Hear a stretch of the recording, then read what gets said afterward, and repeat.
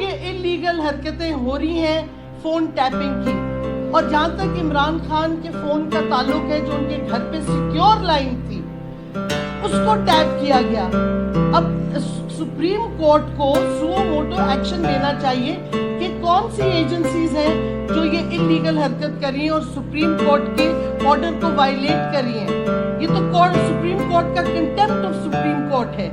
اور دوسری بات یہ ایک اور چیز میں بتاؤں، انصار عباسی صاحب نے کل اپنے بلاگ یا کسی چیز میں غالباً کہا ہے کہ ایک اور آڈیو آئے گی، وہ بھی ایک سیکیور لائن پہ اس وقت کے پرائم منسٹر عمران خان کی اس وقت کے پرنسپل سیکرٹری اعظم خان کے ساتھ. اگر یہ پبلک ہوتی ہے، نہ صرف یہ وائلیشن ہے سپریم کورٹ کا آرڈر کا، آئین کے آرٹیکل 14 کا، یہ آفیشل سیکرٹس ایکٹ کی بھی وائلیشن ہے.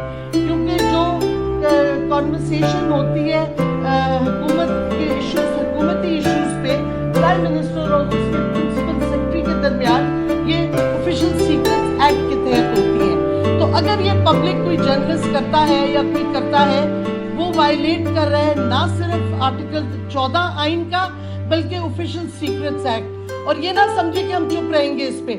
اور یہ سارا ہو کیوں رہا ہے؟ یہ ہو اس واسطے رہا ہے کیونکہ سازش جو ہے اس کو وہ چھپانا چاہے. ابھی تک پوری قوم نے کیونکہ امریکہ کی سازش ایکسیپٹ کر لی ہے، تو اس واسطے ہر طرح کی کوشش کر رہے ہیں، نیوٹرلز کر رہے ہیں، اور جن کو وہ لائے ہیں وہ بھی کر رہے ہیں کہ کسی طرح اس سے توجہ ہٹ جائے.